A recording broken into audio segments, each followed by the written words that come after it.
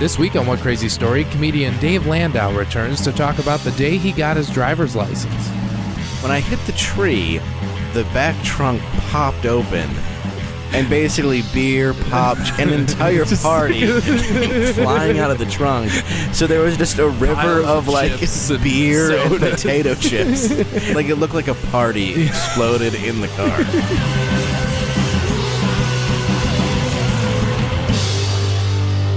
You know when you're 16, you get a license? Yes. Well, my mom and dad didn't want me to get my license right away on account of how poorly I was failing in school. Okay. So I turned 16 in June, but I ended up getting my license in November. And the day that I got my license, we had like sort of a family reunion in town. So it was like my aunts and my cousins and my uncles and stuff, and everybody was in town. A lot of them were staying at my parents' house. And we went out to dinner at this place called Shores Inn over in St. Clair Shores, Michigan.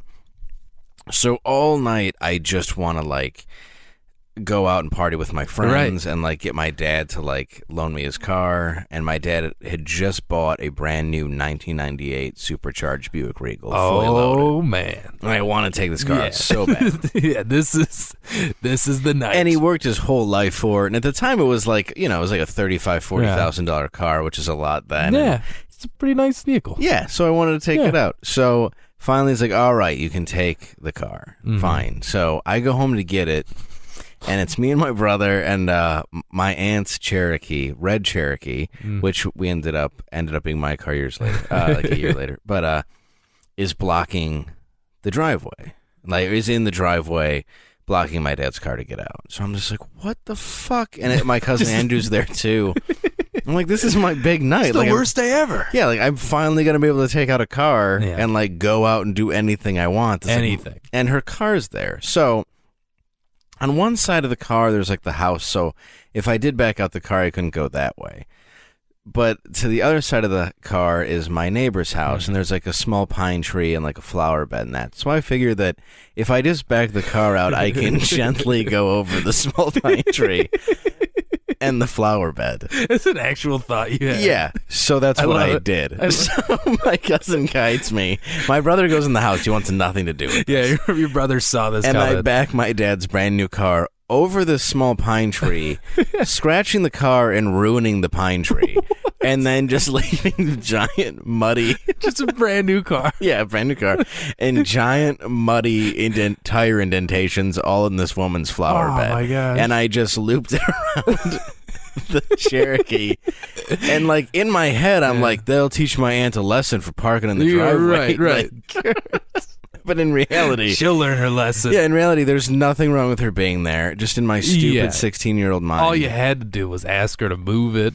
Well, I would have to go back to the restaurant. I didn't have a ride because we ended up walking there. Like, we walked home from the restaurant. So I'm like, when I get there, we're going to take this car. It's going to be awesome. You're just so pumped. Yeah. And then you're like, instead of finding a way to get back to the party, I'll just drive over the small pine tree with the brand new vehicle. Right, exactly.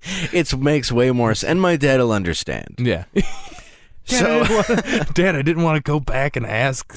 Right. So I didn't want to bother you. Yeah. So, which is kind of what was in my head. Like, I didn't want to interrupt dinner. You know, I had this perfect excuse. So I go and I pick up my friends, Justin and Matt. Okay. I have my cousin Andrew with me, and he's from Arizona. He's whose mom so carelessly parked where she was supposed to. And we decide that we're going to go out, you know. So we're kind of going from party to party. Mm-hmm. We go down to Piccadilly, which was our favorite place to get liquor. Yeah. And we just get like a case of beer. We're just getting hammered, driving around. And it's where we would I would buy with my fake ID, which was always fun because even at 16, like I'm 5'6" now, like so then I looked like I couldn't have looked younger if I had a fake mustache on. It was just like, hello, young man. Like, how did you ever get away with using that fake ID? There's no reason that I ever was served with it in so many places. That's so funny. Yeah, so we we end up that we're deciding that what we're going to do is we're going to start the night by just driving around and lighting leaf piles on fire. So we used to do this quite a bit. That's great. I never did that. No, what you do, that's you a good find idea. a nice napkin. Yeah, you light the napkin on fire, you set in the leaf pile, you come back, and that shit's ablaze. That's hilarious. Yeah, it's fun. You just How do you drive. think about doing that? That's great. I don't know. You just garbage. I don't know. Was I just never that bored? Like, I don't know. I never even had that thought. Yeah, so, you could that'd only be fun. Yeah, you could really only cruise around and drink and drive so much. I don't know if it's good that I think it's fun now that I'm the age Yeah, that's I'm true. at. You're 24. You're like, I can do this. I could have done this my whole life. Yeah. I don't know if that's healthy. I do like to watch stuff burn. Yeah. So we were good kids. So we're driving around lighting leaf pile, and that gets a little bit boring. Yeah, so, it gets old. Yeah, so we end up getting a baseball bat and going into the wealthier neighborhoods. And that's where we decide to play mailbox baseball. Oh, I love it. Oh, it's great. If Stand By Me taught you anything, it's to make fun of fat people and play mailbox baseball. Mailbox baseball. Lard-ass body shaming, is that what the kids call it these days?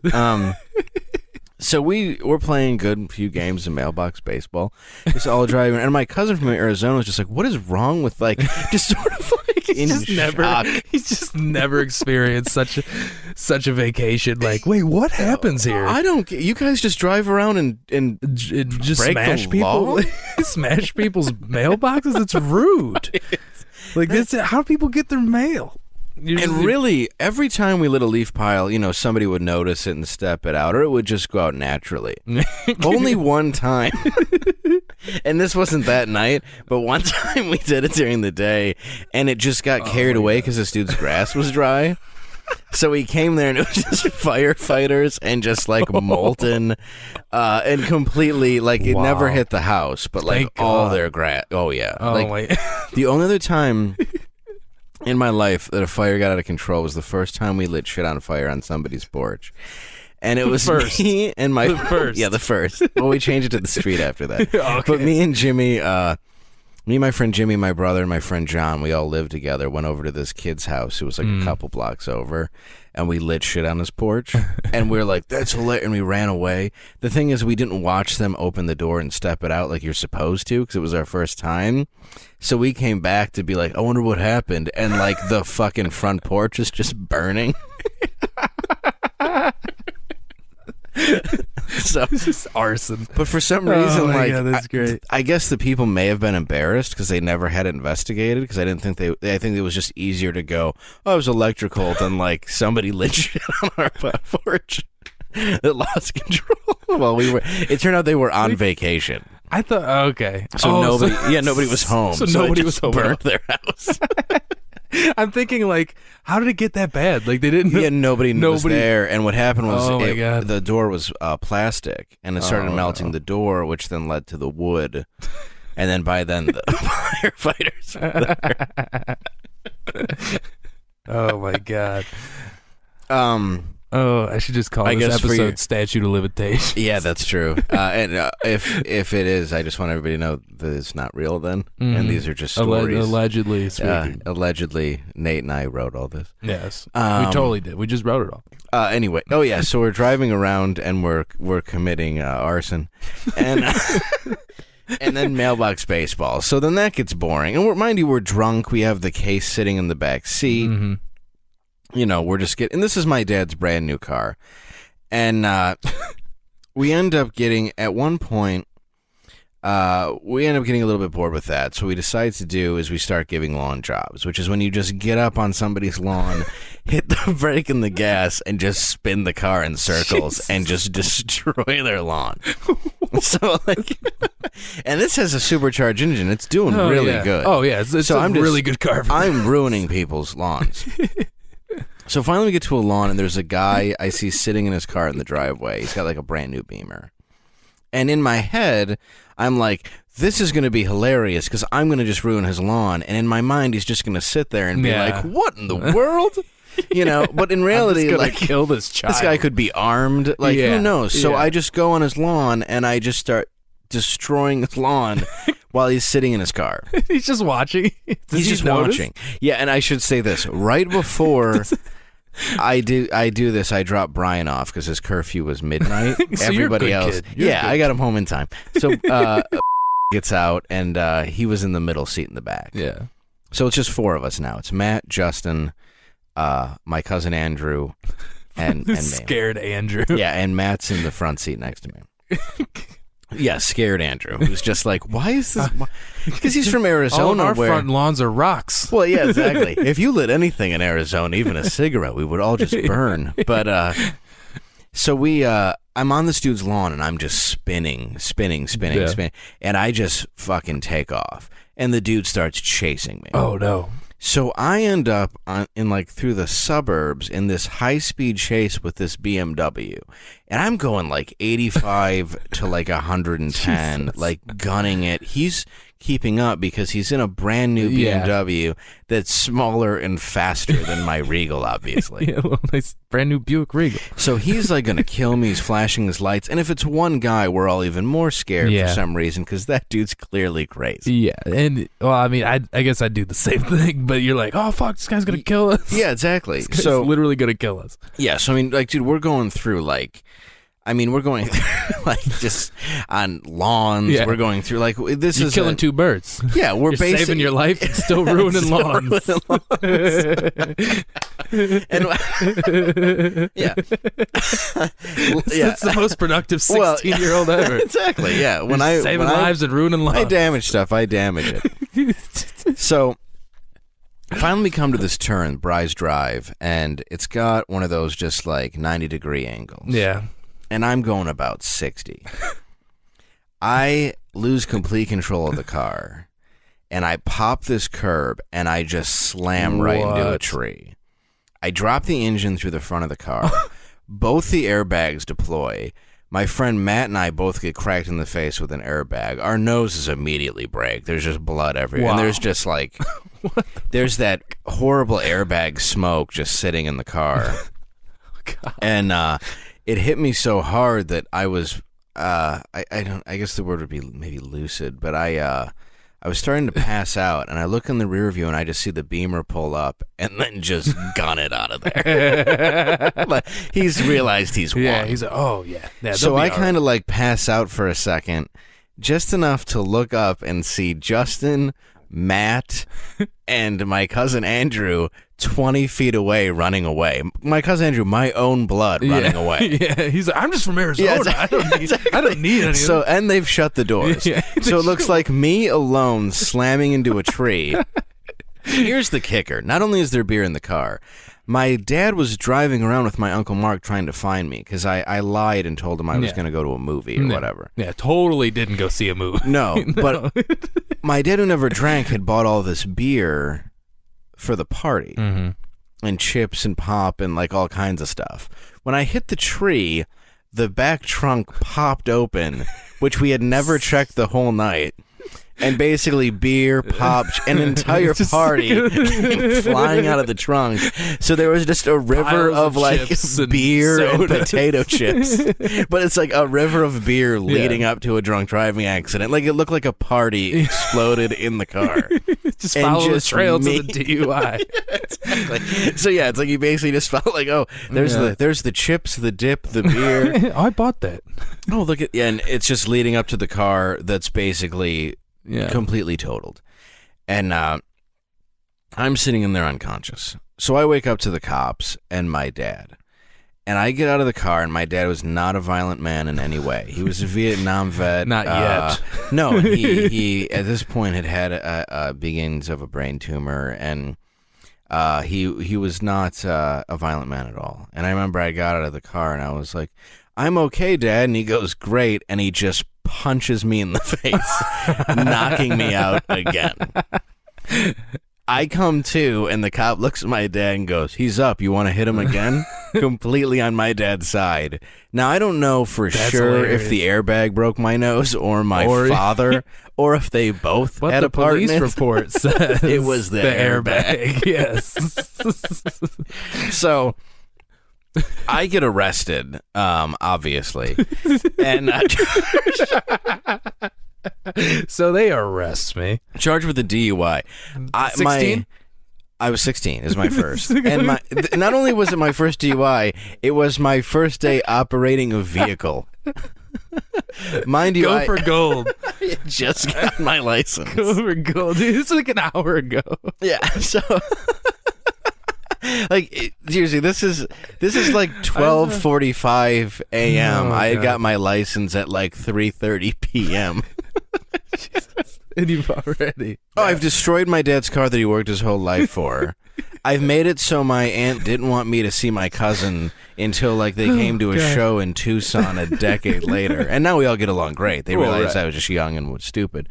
But still, it wasn't like Andrew was allowed to visit after that. You want to go see your cousin Dave this week? Yeah, I don't think... Yeah, we're not going back to Detroit. Attempted arson. Yeah, fortunately... Well, successful arson, I and guess. they knew he was in the car, even though he was gone. Well, it was successful. We got away with it. That's great. So... Oh, yeah. I end up going to court, and at the time, I don't know if it was more lax driving laws or whatever, but they suspend my license for 6 months, which now in hindsight seems dangerously short amount of time for what is clearly a kid with a lot of issues. You had 6 months off of driving was your punishment. Yeah, and then when I got my license back, there was some restrictions, but it was like, you got to drive to work or you got to wear a seatbelt, you got to... No friends in the car. No, it wasn't even that. It was like, it was just sort of like, if you're driving between 1 and 3 a.m., it better be home from work. It was really sort of nonsense, you know. I know exactly what you're talking about. Yeah, not like what it is now. It was pretty lax. And then again, I had the same. I had stricter punishments for me just leaving the bar after having 2 beers. And it's just bad timing. Right. Like, I got more trouble than you did. And you wrapped the car around a tree. Well, the pre-9/11 world, even with DUI, is a lot different. Yeah. You know what I mean? Definitely. Really a it lot makes different. Sense, but it's just like, God damn it. And, it's insane. I didn't almost murder people. Yeah, this is 98. Yeah. No, you didn't. I just left. No, you really didn't leave and start 12 fires? Yeah. I'm like, my friend Dave started 12 fires when he when he used to drink, and he got off scot-free. Yeah, and so 6 months. It was it. 6 months drivers just restrictions. And my that's insane. And my dad was very much like Rodney Dangerfield. Just always very funny, dry one-liners. Yeah, no respect. Just ruining cars. He clearly felt I had none for him, and he should have because I loved him. But it was just one of those weird things where, he's like, one day he's like, Dave, come here. He's just like, here's the bill for my car. It's $14,900. He's like, why don't you just take that to school with you? Let everybody know how proud I am of you. It's like, yeah, okay, I'll and that's crazy. Yeah, they forgave me, after 6 months, and they hated me for a long time, and I started doing a little bit better in school briefly before I really started fucking up. But yeah, that was sort of that night was really the beginning of a long stream of problems for me that didn't really end until I was 27. But but they ended. They did, yeah, that's absolutely. But yeah, that was the first arrest where I didn't realize that at the age of 16, by the time I was 19, I would be arrested 11 more times. That's crazy. So yeah, that was the first. But yeah, that was the first I drove my car. I ruined my dad's car. Yeah, let's recap. The first night you had driving privileges. Correct. Legally. I destroyed half a community with fires. Your neighbor's flower bed. Oh yeah, it all started tree. there. Like it took as soon as you got behind the wheel, you're like, yeah, fuck this neighbor's flower bed and the pine tree. Right. Yeah, I'm sure they don't like this. I gotta. You've just already damaged the vehicle. Already, there's scratches on it, and it's not even out of the driveway. Yeah. You're just destined to get hit anyway. You might as well just go for broke and just wrap it around a tree. You hit 2 trees in a night. You hit 2 trees the first night. The first one Flower deliberately. Bed, 12 fires. How many fires? One almost burned the house down. Oh yeah. Oh, the best part too before we finish the recap, there's a giant yellow arrow now at the end of the street in front of that tree, and that's my arrow. That's your mark on this. Like, the problem was I just didn't see the turn. Yeah, like, they're like, well, this kid clearly pointed out a problem in this community, and that's that there's no obvious sharp turn sign. Yeah, clearly he wasn't chasing. He wasn't being chased by someone doing 90 in the subdivision. Yeah, in a Popeye Doyle-esque car chase. Oh, God. Yeah, so we destroyed a lot of mailboxes. We destroyed a lot of people's front lawns before and after the chase. Yep. Got in a high-speed chase, destroyed a car, ruined a lot of party favors. Yeah, dude, I'm just concerned about the chips and beer. Yeah, they were never the same. And my uncle didn't like me for a long time, even though now I find out we get along great, and I find out that he was a worse kid than me. He did everything worse than me. Yeah, and it was all pretty interesting. But yeah, that's hilarious. And my aunt and we get along great, and my cousin and everything now. But it was one of those things where it's like, yeah, we're not going back to Detroit to see them anymore. I left that city for the West for a reason. Yeah. This is why I'm in Arizona, Andrew. This is why we came here. And remember when you asked me why don't we live in Michigan with the rest of the family? Because that's what happens. You wrap the cars around the trees and you get drunk. You drinks and you have no problem destroying a neighbor's home like they're not going to. And in my head too, that was like, I'll just gently drive a car over a flower bed in a tree. Right. Like that's an option. I'll just carefully do it. Yeah, just gently. I'll just gently ruin your flower bed. That's great. That's all for this week. If you enjoyed Dave, please go to davelandau.com to find out where he'll be performing at next. And you can also follow the show on Facebook, facebook.com/OneCrazyStory, or on Twitter @OneCrazyStory. Thanks for listening. Hope you enjoyed it.